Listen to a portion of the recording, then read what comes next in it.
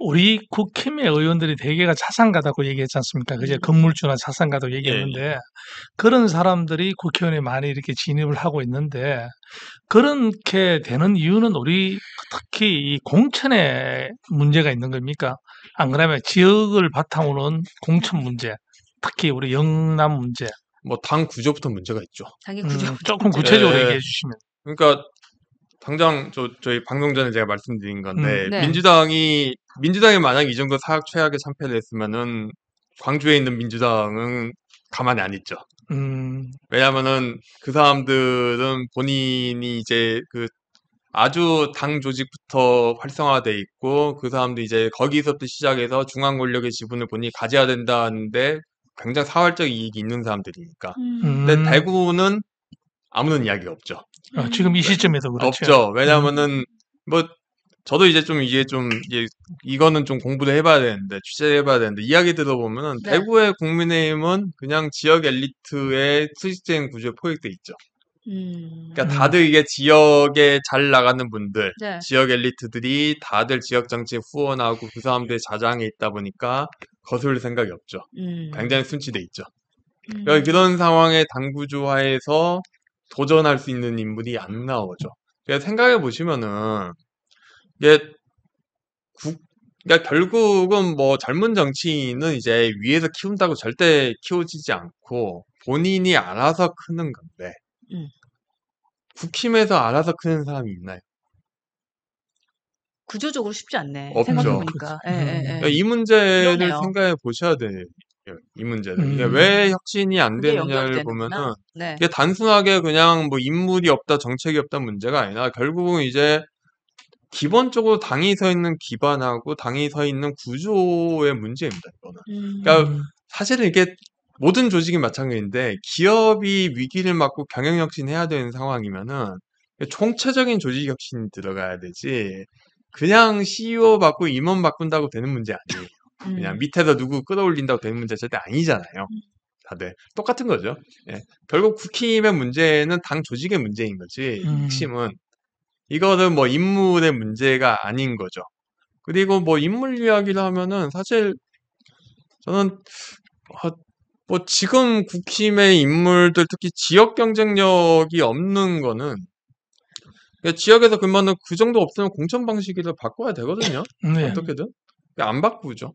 공천 방식도 안 바꾸고 이 엘리트 충원 구조도 안 바꾸고 뭐 내부도 안 바꿉니다. 가장 재밌는 것 중 하나는 국힘과 여기 국힘 분들 많이 보시니까 민주당하고 비교를 해보면은 네.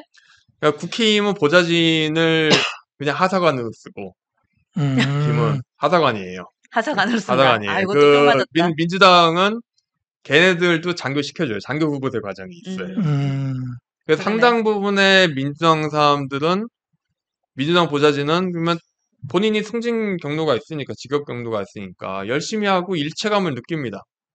근데 국힘 보좌진은 그냥 평생 그렇게 해봤자 하사관이고 보좌진이고 그러면은 뭐 없죠. 미래가 없다. 미래가 그러네. 없죠. 그러면은 오거니제이션 자체가 안 되죠. 그러니까 요즘 보시면은 국힘 보좌진하고 민주당 보좌진하고 따지고 보면은 압도적으로 민주당 보좌진이 스펙이 좋고 민주당 보좌진이 더 열성적이고 민주당 보좌진이 훨씬 더 열심히 일합니다.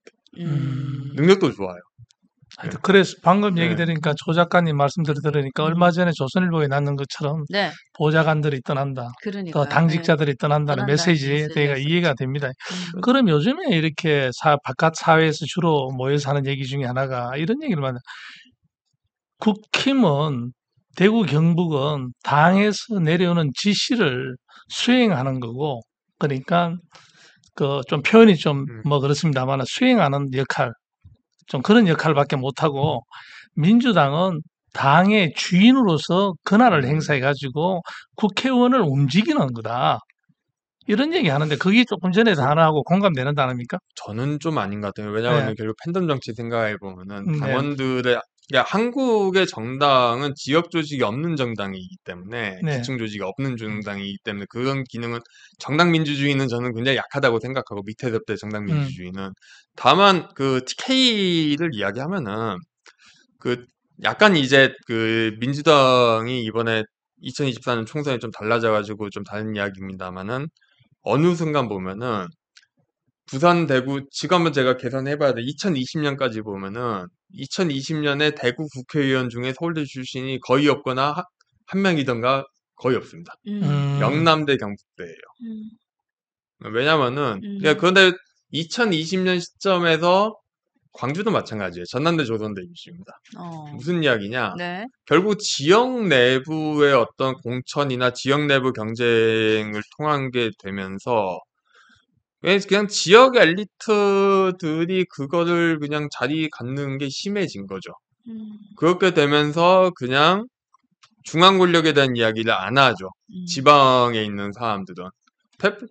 보면은 지금 대구 국회의원 중에서 지금 뭐 국힘에서 활약하시는 분 계시나요? 생각나시는 분 있으세요? 아니요, 없어요. 떠오르지 않아요. 예, 예. 떠오르지 않습니다. 김영선 씨 있잖아. 김영선 씨 5선이요. 아, 없어요. 이게 왜냐면은 이게 또 없어. 되게 아이러니한 게 이재명 대표 되면서 민주당이 아이러니한 게 네. 그러면서 이제 2024년에 공천하면서 위에서 내려보는 사람들이 꽤 있거든요. 근데 그 사람들에 대한 평가가 또 의외로 나쁘지 않아요. 예. 왜냐면 그런 식으로 사람이 돌고 도는 거고 이제 지역에서 이제 지역만 바라보고 지역구 관리하는 사람들에서 바뀌니까 사람들이 풀이. 그러니까 그러네. 뭔가 정당 구조 자체가 지금 굉장히 좀 낙후돼 있고 뭔가 좀 이상하죠. 지금 저는 되게 좀 국회의원 실명 거론해서 그렇긴 한데 인사청문회에서 주진우 의원 이야기 많이 하던데 그것도 이상하잖아요. 그렇죠. 왜냐면은 네.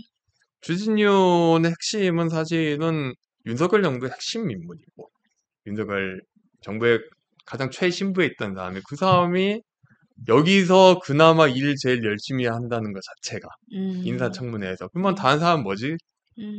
일을 다른 사람 그 사람도 있는 주진우 의원만 눈에 띈다는 게 되게 비정상적인 상황이거든요. 더군다나 초선 의원인데. 예, 비정상적이죠. 예. 그러니까 기득권은 내려놓지 않고 당의 쇄신은 또 막으면서도 중진 일은 안 의원들이 하는. 일은 그렇죠? 안 하고. 일은 안 하는. 예, 그러니까 진짜 딱 뼈를 맞았어요. 예, 예. 진짜 이런 표현 어때요? 총체적인 난국이다. 이런 생각도 들고. 그러니까 사실 구조적으로 국민의힘이 민생에 다가갈 수 없는 구조라면 진짜 정책이나 이러한 것들로 좀 친근하게 다가가는 노력이라도 해야 될 텐데. 자, 마지막으로 그런 우리 것도 작가님 없고. 한번 네. 궁금해하시는 거 아까 우리 조 작가님 오시니까 되게 반가워하셨는데. 이게 중간중간에 다 얘기했습니다. 예. 네. 저는 마지막 질문 하나 드리고 싶은데요. 네, 네. 그럼 아까 말씀하셨던 네. 서부지법에서의 그 사태 네. 있었고, 그다음에 그 윤 어게인을 이렇게 들고 외쳤던 그분들의 존재는 우리가 어떻게 봐야 돼요? 그게 지난 한 10년간 보수에서 키운 극우 세력의 존재죠. 그것이 이제 젊은 층에게 이제 투영돼서 나타난 존재다. 그냥 그렇게 봐야 되나요? 그러니까 굉장히 의식적으로 키운 존재죠. 그게. 의식적으로 키운 존재다. 예, 그러니까 오히려 저는 지금의 보수의 극우화가 굉장히 안 좋은 게 보수 정치의 기획을 보시면 뉴라이트부터 네. 2000년대 중반에 굉장히 이제 극우화 쪽으로 움직입니다. 음. 그러면서 윤석열 대통령이 뭐 단순하게 보수를 뭐 망가뜨렸다는 문제가 아니라 윤석열 네. 대통령의 가장 큰 문제는 그 사태가 초래한 문제는 극우라고 하는 부분이 이게 당 중심으로 진출을 한 거거든요. 근데 그 전부터 많았어요. 사실은 2024년 총선 전에 실시한 조사를 보면은 부정선거를 묻는 그러니까 국민의힘 지지자의 절반은 부정선거가 예전에 치러졌다고 믿고 있습니다. 절반? 절반. 지금도요? 지금 2024년에 2024년에요? 4년 총선에. 4년 총선에? 네. 그러니까 왜냐면 그 그래요? 전부터 계속 이야기가 됐으니까 보수 내에서. 그러니까 그거를 억제를 안 하죠. 음. 그러면서 서부지법 같은 걸로 터져 나온 거고 그리고 그 전에 서부지법이 20대 남성만 이야기하는데 사실 성비 따지고 보면은 이게 20대 남성이 6.1%고 20대 여성이 8.1%예요. 여성이 더 많아요. 그러네. 그게. 그러니까 그러니까 여성 동원이 그러면 어디서 됐느냐? 보수 조직에서 된 거고 상당 부분은 이제 극우화된 교회 조직이죠. 정치화된 교회 조직. 그리고 그 보시면은 손현보 목사가 이번에 많이 스타덤에 오르셨는데 손현보 목사님 아드님도 그 약간 보수 정치권에서 활동 많이 하시잖아요. 이제 보시면은 거기도 세습이네. 예, 그러네. 그렇게 이야기되고 실제로 제가 말씀드린 강기훈 전 선임행정관부터 해가지고 1년에 보수 뉴라이트 사람들 그러니까 윤석열 전 대통령 나왔을 때 꽃 들고 온 대학생들 면면을 보면은 음. 아주 예전부터 이제 극우 쪽에서 활동하던 사람. 음. 그러니까 문제는 네. 이게 중심에 진입해서 세를 불린다는 거, 첫 번째. 두 번째는 이게 보수 내부에서, 그러면 이제 보수 내부의 파편화가 심해져 있죠. 당 중심이 없으니까. 그리고 다들 이제 유튜브 조회수도 어떻게 하면 해가지고 팬덤을 확보해볼까 하면서 극단적인 길에 이제 야합하는 분들이 생기게 되죠. 선동하고 야합하고. 그러면은 이제 중도층으로 가기가 점점 어려워지겠죠. 아, 역시 오늘도 결론은 참 그러네요. 아, 참 좌절스럽네요. 가슴 아픈 일인데 어떻게 하면 네. 우리 국힘의 부활을 기대하면서 그런 고민을 또 우리 국민들하고 같이 네. 한번 나눠볼까, 시청자들하고 이렇게 네, 귀한 네. 시간 참 어려운 발걸음 해줘서 너무 고맙습니다. 네. 네, 진짜 불러주셔서 우리 감사합니다. 대표님 어, 끝인사하고 이제 저기 정리하셔도 될 것 네. 같아요. 예, 마지막으로 인사만 좀 부탁드리겠습니다. 네. 예, 1시간 동안 방송 잘 들어주셔서 감사합니다. 네. 감사합니다. 고맙습니다. 네, 자주 고맙습니다. 뵐게요. 네. 고맙습니다. 네.